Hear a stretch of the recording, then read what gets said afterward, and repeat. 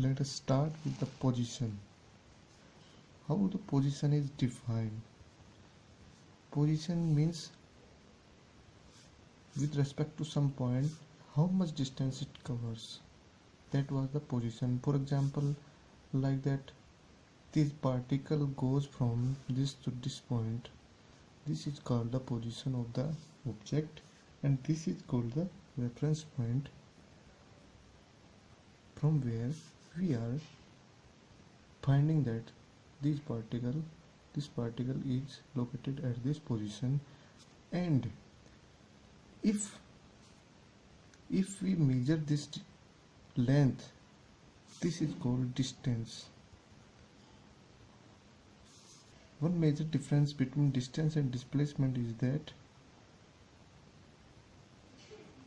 distance we measure is the length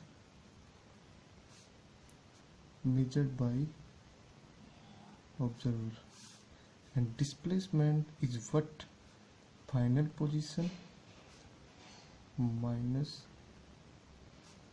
initial position. For example, and this is a vector quantity. You know the vector quantity, this is a scalar.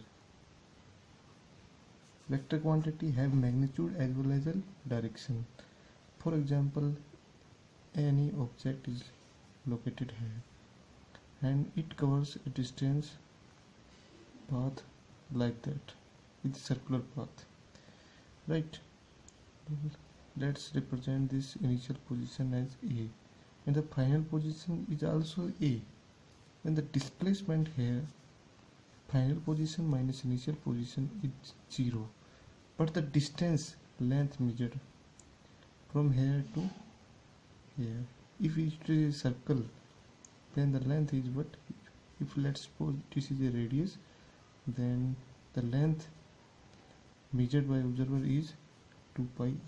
That was the distance. Got it? The distance and displacement difference is that. Then we will discuss the velocity. What is velocity? Velocity is displacement upon the time. Our speed is distance upon the time. Same, this is a vector quantity and this is a scalar quantity. Now we can see a change in displacement here and change in distance here, so that the reference point would not be at origin. So the here speed, let's take speed is represented by v and distance is d minus initial distance is d. No, time is, let's say, 0 from 0 to t or d naught to d. Initial time and initial distance, final time and final distance. This is the relation we got here.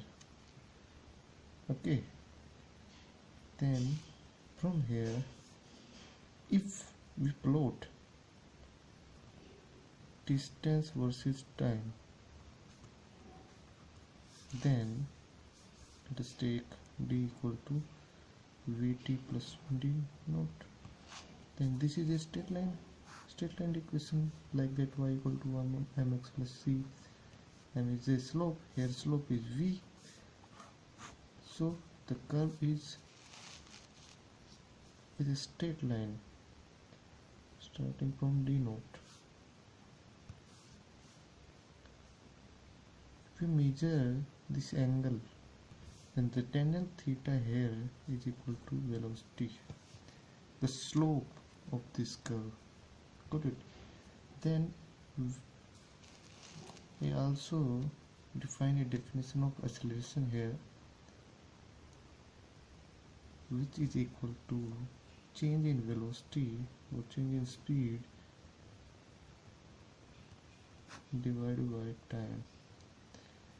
And here forgot to define one thing also, that velocity and speed is equivalent In case of a straight line path, like as we have a car and it is moving or it is speeding in a road, then the speed and velocity will be same. Okay, then the change in velocity upon by time, let's say final velocity is v, initial velocity is u in time t. Velocity here in acceleration, let's say at plus u. This is the one of the important relation we got. Same here, if you plot velocity versus time, we get a straight line path.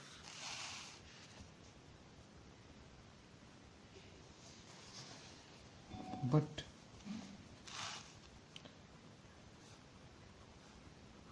we know the differentiation.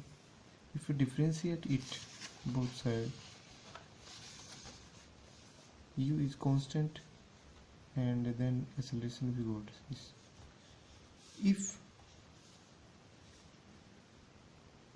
If we say the uniform accelerated motion, then the slope will be a constant.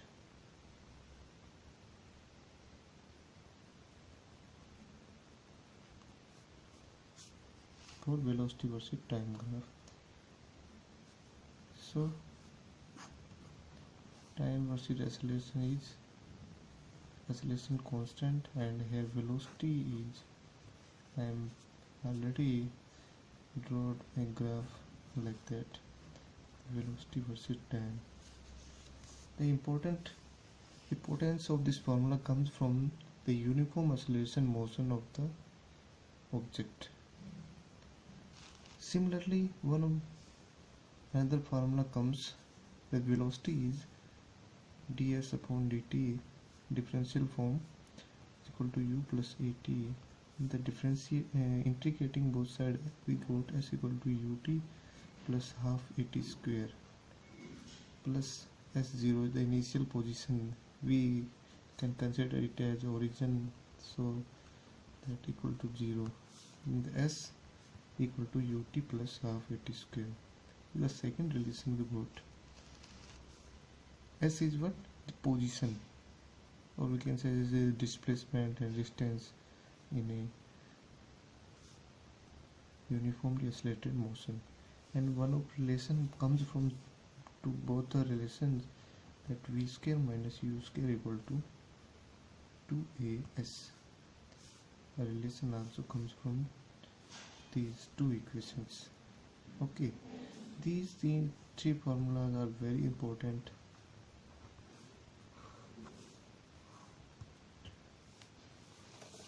We will use these formulas in the questions also. Let us take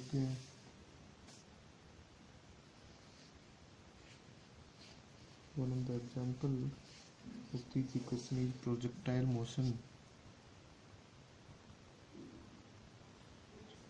Let's say an object is thrown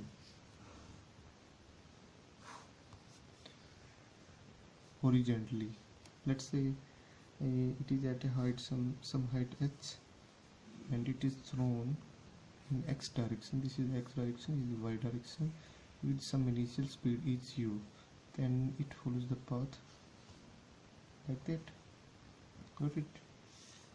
Then we define this initial speed as a two component. Ux means speed in x direction is u. Uy, speed in y direction is 0. Okay. Ax, acceleration in x direction is 0. Acceleration in y direction is g. Why g? It is, here we considered that there is no frictional force, there is no resistance, and we consider that this height is very much small, so that the gravity does not vary. Does not vary here. G is constant. We assume that at this small height. So there are two equations given here, x equal to uxt plus half axt square, and we got here x equal to ut because ax is 0, and second one is iy equal to uyt plus half ayt square. From here uy is 0 and ay is g, then we got y equal to half gt square.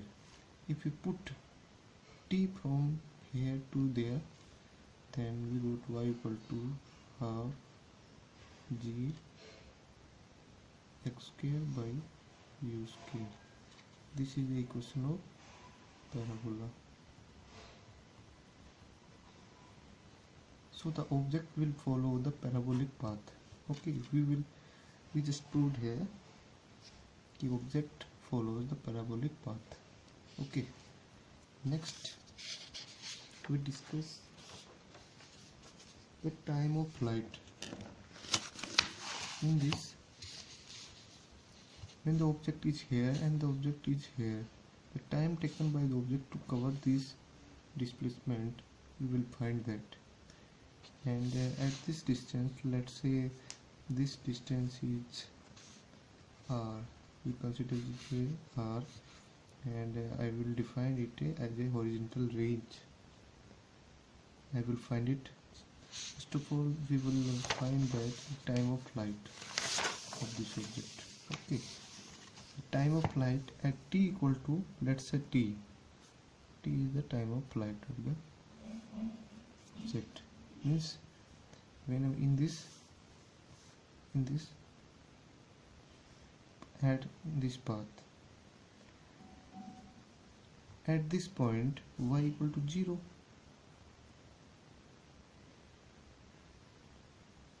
at this point y equal to h, and it equal to half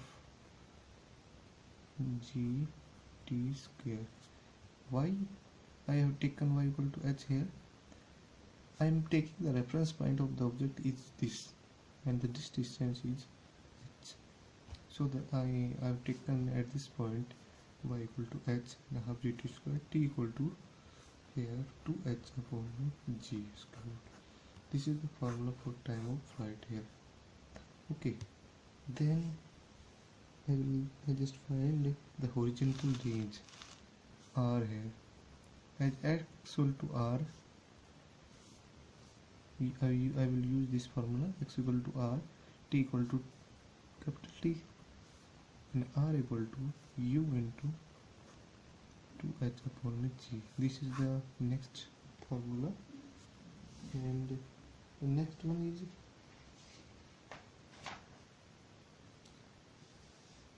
if we have to find the speed, instantaneous speed, means we have to find that at this point what is the speed.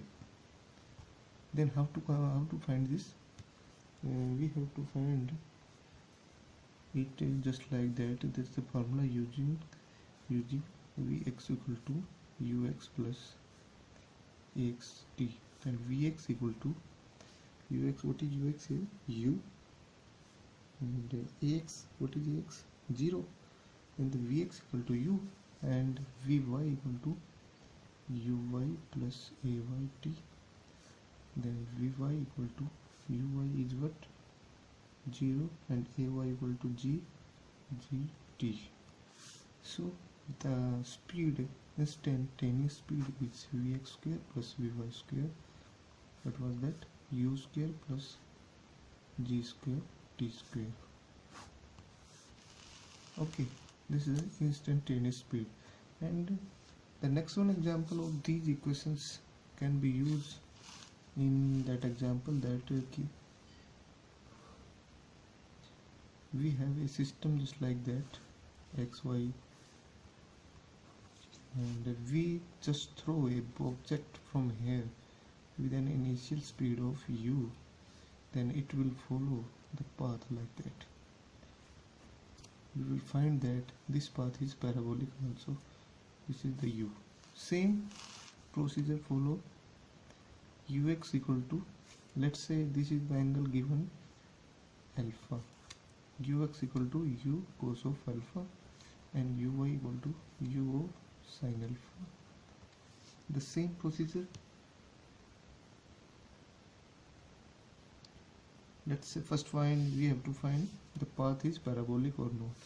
So let's define the x or y coordinates. X equal to ux t, and first of all define ax what ax here 0, ay is minus g.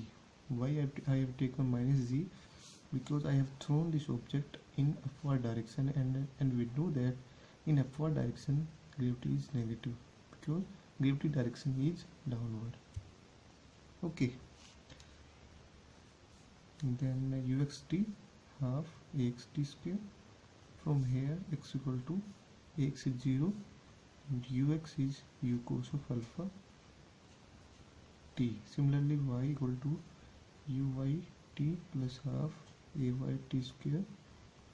Then uy is what, u sin alpha t minus half g2 square. From here let's find t equal to x equal to u upon cos alpha.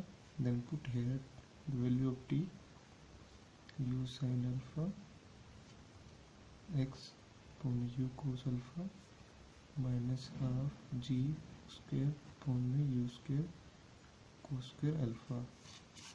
The x square term and y term and x terms also comes, but in that case this term is not there. Still this is a parabolic path, just like that x square equal to y r for ay, standard equation of parabolic. So this path is also parabolic. Next we will find also here horizontal range, the maximum height it will go, and the time of flight. Similarly, now we will find the time of flight just like the above cases. What is the time of flight here? Time of flight, the time taken the object from here to there to reach there, and also from here to there time is time of flight by 2, and also from here to here time is time of flight by 2. So at t equal to t, y is 0. As t equal to t, it reaches here, y equal to 0, and at this point we'll use this equation u sin alpha t minus half of g t square. From here t will be 2u sin alpha by g. This is the time of flight. Next we will find the maximum height of this object it will attain at time equal to t by 2. At time equal to t by 2, y equal to h u sin alpha t by 2 minus half t by 2 square. Then h will be, we put here the value of t here, 2 to 2 cancel, and u square sin square alpha by g minus half of g u square sin square alpha by g square. Then this is value is sin square alpha by 2g. The maximum height it will attain at t equal to t by 2. Next we will find the horizontal range. What is horizontal range? At x equal to r, t equal to t, and x equal to r, we will use this equation u cos alpha t, and we will put the value of t here. What is t here? 2u sin alpha by g, 2u sin alpha by g, and this will be the standard formula is 2 sin alpha cos alpha is sin 12. Okay, then u square sin 2 alpha by g. This is the horizontal range of this object. Okay, next we will discuss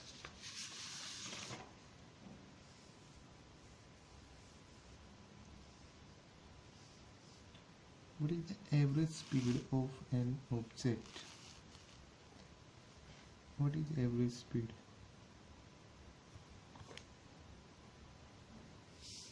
Average speed is the total distance upon a total time. Let's say one have an example.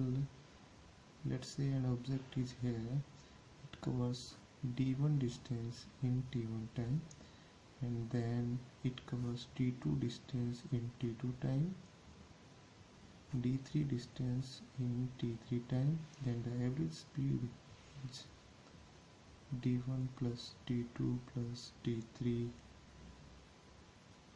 upon t1 plus t2 plus t3. Okay, and if we have to find the instantaneous speed, then we have to find the instantaneous distance, means time dependent distance. If we have, then the v instantaneous is ds upon dt. It's just first order derivative of a time dependent position. That was the instantaneous speed. Next, I'm going to discuss what is the kinetic energy. Kinetic energy, you know the term. Kinetic energy term arises due to motion of the object. If an object have a motion and acceleration and speed, it will gain a kinetic energy. And standard formula: non-relativistic particle. Non-relativistic particle are those whose speed are less than, very less than, equal to, very less than speed of light. Non-relativistic particle. And the kinetic energy is p square by 2m or half mv square. Here p is momentum, linear momentum, mass into speed. It is a vector quantity, because if we take here velocity, then this is just like that. Okay, next let's come to potential energy. Potential energy is the variety due to the potential of a body and an object. What is the potential? Potential means ability to do work. Okay, the total energy, then if let's say we have an object is here, which is at some distance, which is at some height h on the surface of earth, then the potential energy will be mgh. I will discuss in another video about the gravity variation on height and depth of the surface of earth. Then total energy will be kinetic energy plus potential energy plus, if we consider other energy also, frictional energy, air friction energy, drag energy, and mechanical energy. Lot of energies are there, but we will consider only kinetic and potential, and other energy are we neglected here. So for an isolated system, note this word isolated, means there is no relation between the system considered and the surrounding. The system is isolated, whose total energy we will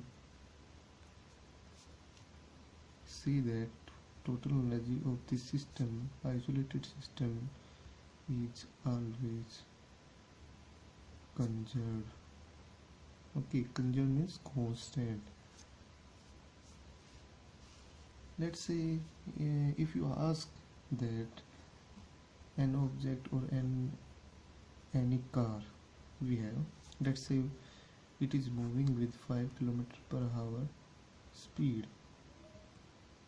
Let's say at some distance d, it will stop if we apply the brakes. This is that distance d.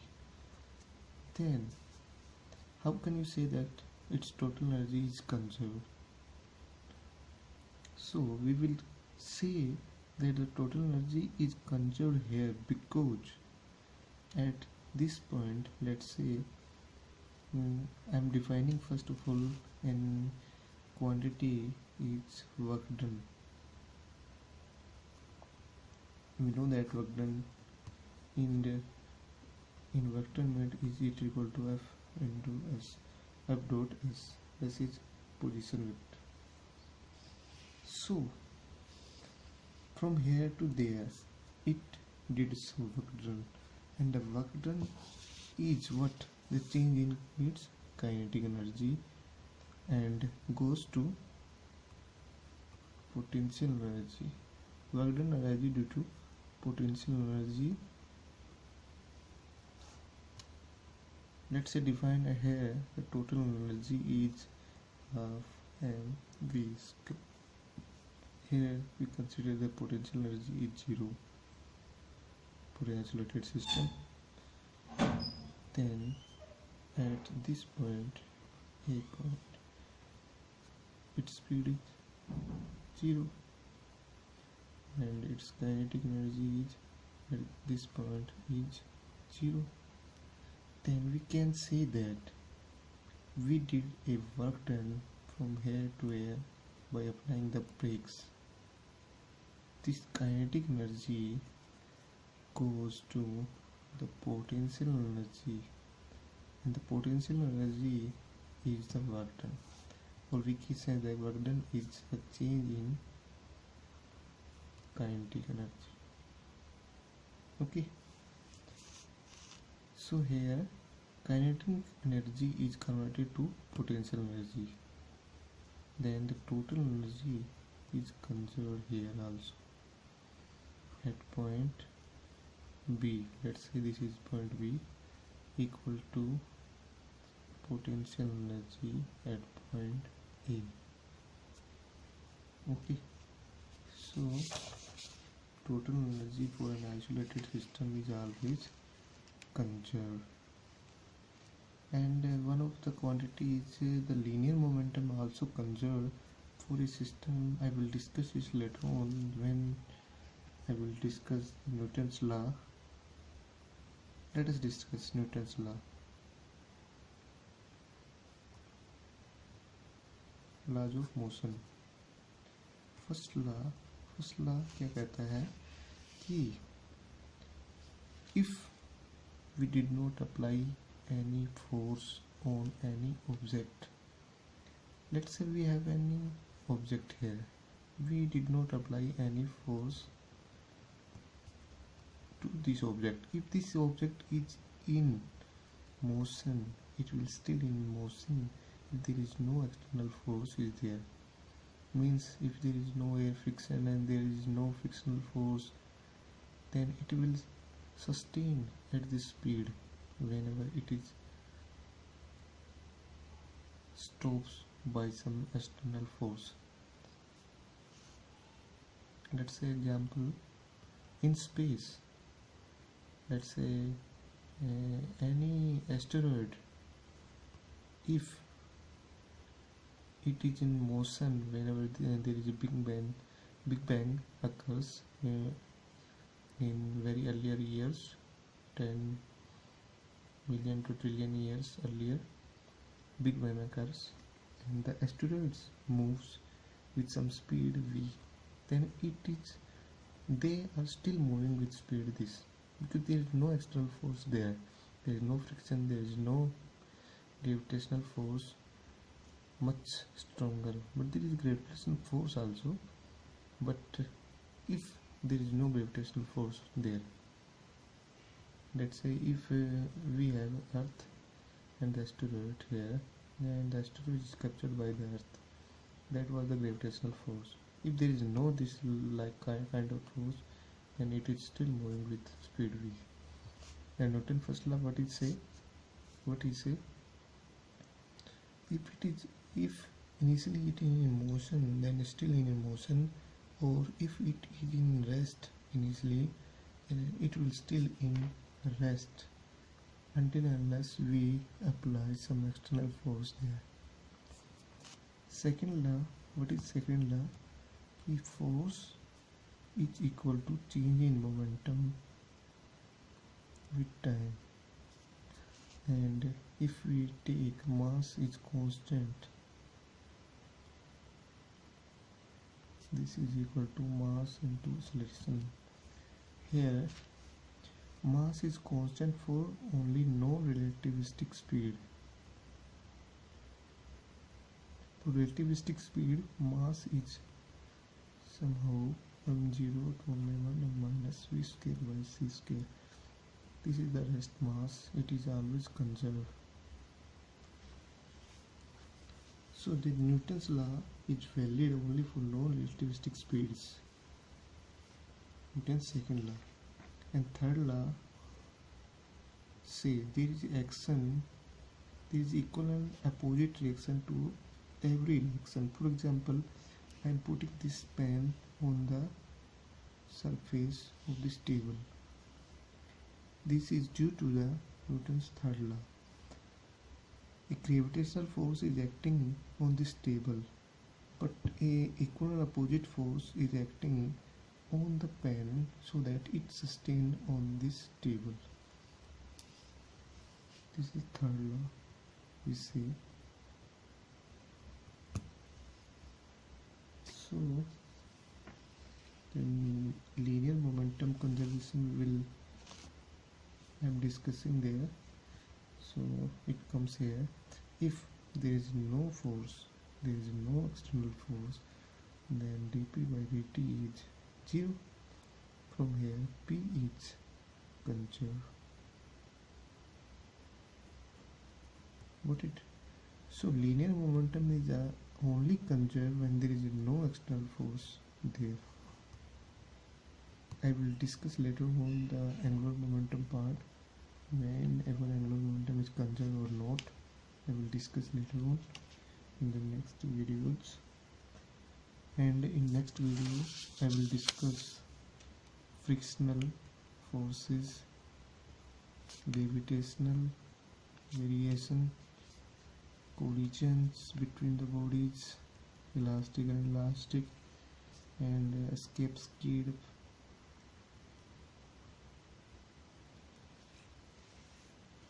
and lot more. So today I'm finishing here. Thank you.